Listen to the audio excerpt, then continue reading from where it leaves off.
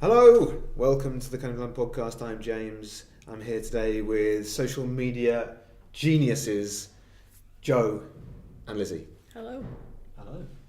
We're here today to talk about some news. We don't normally do the news on the podcast, but there's been a bit of news over the course of the last week.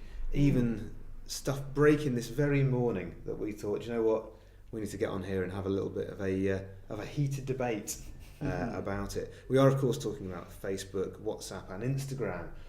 They have announced they're going to be merging a lot of their back end. That's not a euphemism. And starting bringing a lot of those platforms together. I don't know what that was about. But so anyway, that's what's happening. They're going to be, and ultimately they said they weren't going to do this, didn't they? Keep control, Lizzie. Keep control. Lizzie's lost it. Oh. She's imagining Anyway, Mark Zuckerberg compose. merging his back end.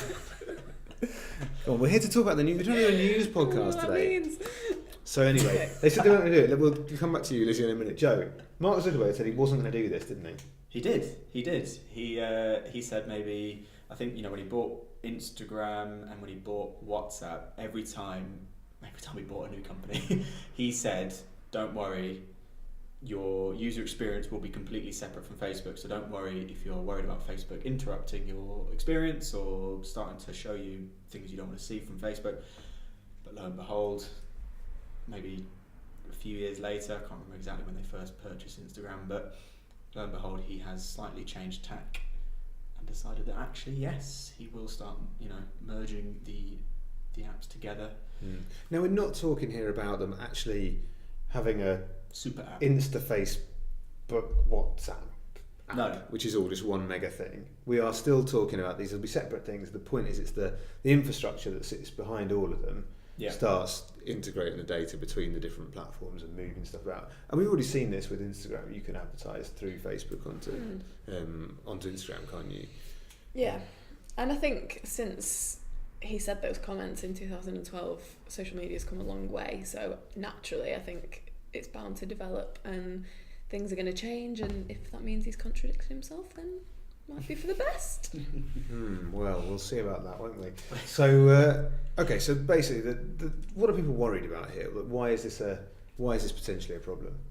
Well, I think the biggest issue for Facebook is the whole data protection issue that was huge. And the good thing is they've proved that they're great at keeping your data safe and not using it for nefarious methods, haven't they? Absolutely not. But yes, no, they're trying really hard. Last 6 months or so, television adverts that are incredibly cheesy.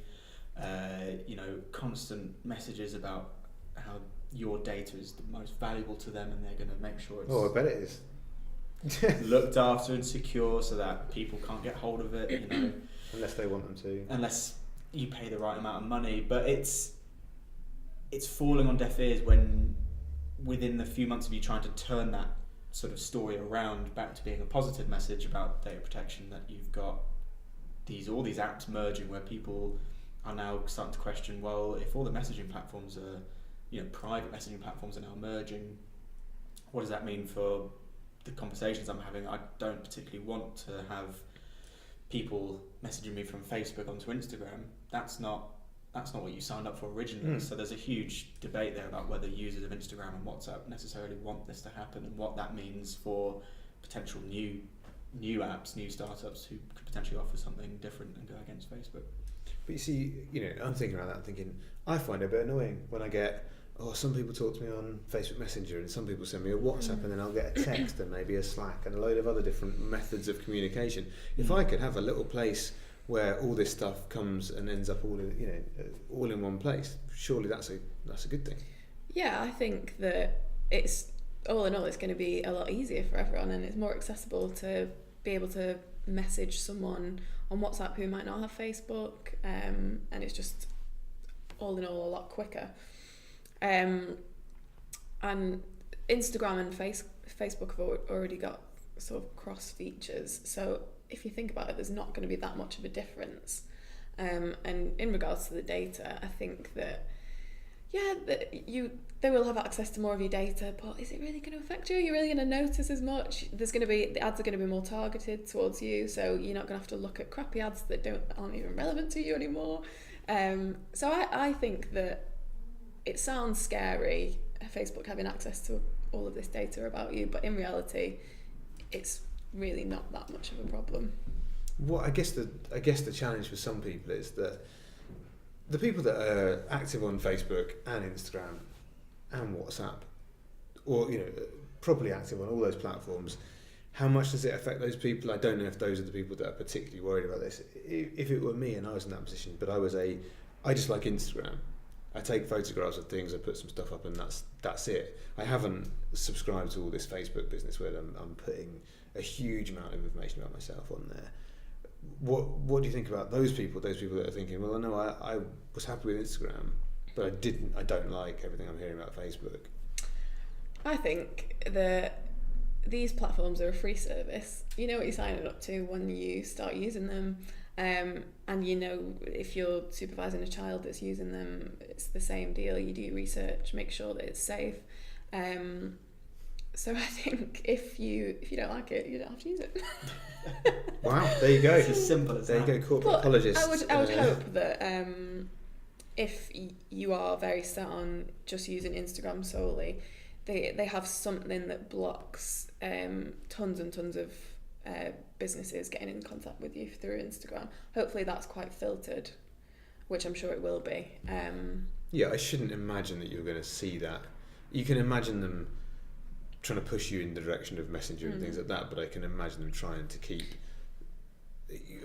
probably focus more on the people that are engaged across all the platforms than trying to pull people out from one to the other or constantly. Yeah, I can't see a reason why if you just use Instagram that you don't have to partake in the extra feature of being able to message people on WhatsApp or Facebook. You can carry on using it how it is. It wouldn't really affect you necessarily. So Joe, what do you think about that? It's free, so if you don't like it, don't use it. Yeah, there's absolutely an element of that, I think, but it is, without getting on to a bigger conversation, it's these companies were born from just like a couple of guys in a little office coming up with a cool idea, and they've now taken over the world. There's a bigger conversation about the fact that these guys need to adjust a bit more to realise the effect that this is having across the world, not just a couple of dudes in a Silicon Valley. This is huge stuff that they're proposing, and Mark Zuckerberg just suddenly announcing the merging of these apps without really putting it out to consultation or really giving anyone any hint that it might happen. I think it's just caught people on the back foot a bit. So and with all the data protection stuff, I do worry whether people are starting to, as they did in 2018, starting to take a step back from Facebook. If that now means if they now think that, you've got the invention of chatbots, but companies are using, they're not bad things, chatbots, but it's something Facebook Messenger's been pushing to use. If you suddenly start seeing those in Instagram and WhatsApp, is that just going to annoy users and push them away?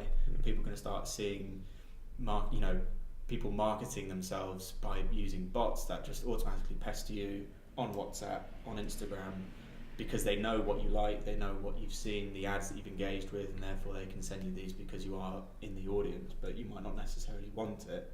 But you can run it all through Facebook, which is great in some ways, but I just think we'll need to wait for the details, but I do worry that it's just too overarching. They've not been specific enough in how it's going to affect each platform.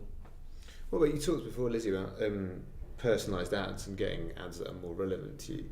How do you feel about, imagine that you're chatting with one of your girlfriends about makeup tips. Or, that's what we do 24/7. Just chatting about that's all we talk about, makeup. Antiquing. What other things do girls do? Just like, Pink, knitting. Sleepovers, yeah. Everything like that. Just when you imagine you're chatting about, I don't know, the latest Little Mix duvet that you've seen for your next sleepover. Thanks, James. And then before you know it, you're having a private conversation on WhatsApp. Before you know it, on Facebook, there's just adverts for Little Mix duvets all the time. I mean, it's a bit creepy. I think you think, gosh, they're reading my mind. But yeah, that's the only creepy thing about it, really. But that happens anyway, and I don't see the problem with it crossing between a few platforms. I don't think it's a problem. Joe, cool with that? Little Mix duvets following you around the internet? Yeah, no, that example, fine. But if it's things like, if it's cookied you from a website and things like that, and you're sort of chatting about it on Messenger, on Instagram about anything from super personal stuff, like, I'm trying to think of something weird, but now like home security. Let's say you're having a discussion about one of your medical problems. One of the many, yeah. And then suddenly there's ads for like little blue pills popping up everywhere. Had to be those, isn't it, James? Yeah, I guess the first. I think Joe's more likely to get the Little Mix duvet. The Little Mix duvet, yeah, maybe. But yeah, no, but you're right. That's it's it. like It's, the privacy. Like if you're talking about something private, that's it.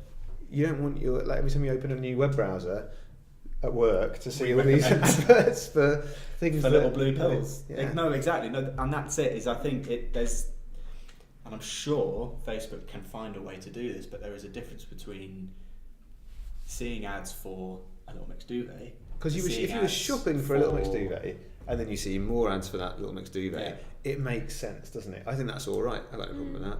But I'm not mad keen on the idea of somebody mining my conversations for things that I might be interested in. And you think it's not only that; it's also the possibility of if your user gets hacked, which it can happen. It's happened to me through no fault of my own. It's out there. People can get hold of it. If they log in, they can now log in and in theory access your Instagram, access your WhatsApp, access. There's a lot. Yeah, the vulnerability is a lot bigger. So I'm sure Facebook will find a way to work around that. But it's just from this opening announcement, it just seems too quick a move on the back of 2018 and all the data issues they had to suddenly announce that we're going to go ahead and merge these as well. It just seems there's too much personal data out there that I worry that Facebook haven't quite got a handle of yet to start announcing new features to do with data. What do you think? Do you think they thought this through properly, or? I think people sort of think it's a really sudden move, but if you think about it, they've been talking about creating ads on WhatsApp for quite a while now, and as I said before, there already is quite a lot of cross features between Instagram and Facebook, so I don't really think it's that much of a huge jump. I think in terms of data, yes, it is unclear as to how it'll be handled, but maybe it's a tactical move from Facebook and they're sort of proving to everyone that we've got all this data and we can look after it responsibly. Well, it's like a threat. Basically, we know everything there is to know about you. So look how good we can be. Just be warned. But I think that in regards to when you said if you're browsing something or if you're talking about something and then it comes up on your browser in work or something like that, I think that's a good point. But when I look over someone's shoulder, I don't think, ooh, Little Mix duvet, that's what he's been talking about with his girlfriend. I think it's being overthought by a lot of people. I don't think it's as much of a big deal as we think. I think there's also that argument you hear, and I sometimes say, is that if someone wants to mine every detail of my life, more power to them. It's very boring. They're not going to find anything very interesting in there. I'm not, hosting any sort of covert fight clubs or anything like that. I'm not doing that. But there's nothing interesting there. Yeah. But then there's this idea that but nevertheless, like I don't massively want people to have access to the things that I don't want them to have access to. Yeah. And I think that this might result in new platforms rising up that offer, where their whole focus is privacy. This is a new chat platform like WhatsApp that we will be independent forever. We will never share your data with anyone. We're separate from Facebook and all this kind of stuff. I think that's a good point, but then how long will that last? There's only a certain amount of time that an app can go without using targeted ads and working with companies, and I think it's ideal, but it's an unrealistic situation. So you think privacy is a thing of the past? Yeah. No one's safe. No one's Joe, what do you think? You've folded your arms. This is Joe's closed off his data access. It leads on to a bigger conversation, doesn't it? They always talk about how governments in general just didn't prep for the creation of something like Facebook to suddenly be around harvesting data and using it to push ads. They've just no one's adjusted to it and no one's ready for these conversations. So it's so hard to predict where we're going to even be. We're talking about a conversation he had in 2012 and how he's gone back on it, 6-7 years later, and it's 5 years time. It could be a completely different story where the data suddenly they found a way to make it more secure and you've got a lot more access to it. It's just hard to predict where it's going to go, but what we do know is that they weren't very responsible with it in 2017, 2018. So it's understandable that everyone's really skeptical about this just broad brush kind of, we're going to merge it all because we want to. It sort of feels a little bit, I'm sure it isn't, but it just seems a little bit hasty, as I keep saying, and you do worry about what you can end up seeing over the next couple of years in the advertising world and whether it's actually what you want to see. Where is the proof that we want to see targeted ads? He says it, Zuckerberg says it a lot, but I'm not sure that that's what everyone wants. I think I do want them. I mean, I'd rather have ads that were relevant to me than just absolutely random stuff. But I mean, I think just to go back to your point though as well, just this morning, there's this news story about Facebook's been paying, teenagers 20 quid to access all their data and see what they've been doing and spy on them effectively online. They signed this document which is, no doubt 50 pages long, extremely complicated, and what they really wanted was the 20 quid, thanks very much, $20. Absolutely. That's not a very responsible, that doesn't fill me with confidence. That's not a very responsible way of handling data. That is very dodgy. I think if I was a parent, I wouldn't be happy with that going on. No. So I think that's another story. That's a different way of tackling it, and I think that's wrong. Yeah. There's no debate about that. We all agree that is not good. That's bad form. Facebook put out a statement last night. Sorry, they put out a statement saying that they called the app Facebook App Research. T's and C's were there. They did everything above board, but I think they're missing the point that people are upset about it because T's and C's were, very long, very convoluted. A teenager's not going to read that. No, I just want that 20 quid. Yeah, exactly. You offer a 14-year-old 20 quid. They're going to take it. They don't really know what app research means. Yeah. You offer that to someone in their 20s and 30s who's a little bit more savvy. Facebook probably would have it at 20 quid, but. Exactly, they go after you, James. But the problem is that they probably find that people are a lot more savvy to it, so they won't sign up to it. And so it screams of Facebook going after a slightly vulnerable market. Yeah, 100%. Yeah. And it's just, news story comes out about them merging these apps, and then saying this news story comes out about them paying for research. They just, as I said, they just need to get their house in order a bit better before pushing forward with new developments where data is part of the conversation. Yeah, I think from a marketing point of view as well, there's also been a bit of talk of maybe this new development could be an alternative to email marketing. And I think whilst that's a great idea, it's also questionable about how they would go about that. You don't want to be bombarded with a load of random messages like you are with email a lot of the time. So I'd be interested to see how they go about that if that follows through. It's quite, I think, we've talked a lot about messenger marketing and those kind of things, and it is, I think, still quite a private and quite a personal place, your sort of messages mailbox. Everyone expects that, they shouldn't do, but we do expect newsletters left, right and centre in your email, and that's just kind of the way it goes. But within your messages, when you get a message from something you didn't ask for, it does stand out, doesn't it? It still feels like a bit of an invasion. Yeah. So, yeah, I agree. I think you've got to handle that as marketeers. We've got to handle that quite carefully and think quite carefully about how we approach those people, because I think that's actually could be a real turn-off to a brand if you just start blanket messaging people on, inserting yourself into their WhatsApp. That's not necessarily going to create a great impression. No. I think this is where, I know we've discussed elsewhere, personalisation is something marketers just need to be hypersensitive about in terms of making sure the message is correct, it's personal to the market you're targeting, and that it doesn't look like a blanket message. It's a much more bespoke way of communicating, and you just got to make sure you don't come across as someone who's just throwing everything at the wall. But again, with personalisation, I think you've also got to be really clear where you got that information from, because personalisation and targeted ads and all this kind of stuff is great, But what's not great is if you don't really know. I don't know how you know my name. That's a bit weird. If someone walks up to me in the street and just says, "All right, James," I'm like, well, have we met? I don't know anything about you.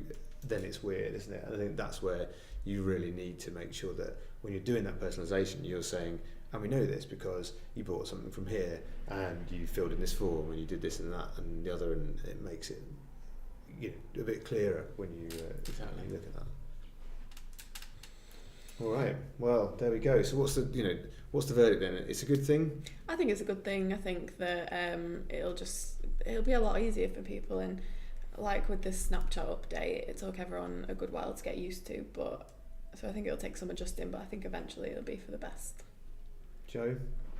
I just think it's come too soon. I think if you'd done it this time next year, or maybe even 6 months later, once they'd announced some more data protection updates, potentially the audience would be more receptive to it. I do think it's a little bit early to start announcing merging, massive apps with huge user bases. All right, well, we'll have to wait and see what happens with all of this business. But no doubt when we do know, you'll be able to come and listen to us ramble about it for a while if you so wish. Thank you again for popping in. We'll be back next week when we're talking a little bit about meeting etiquette with Simon. So, please come back then. Until then, see you next time. Bye. See you later.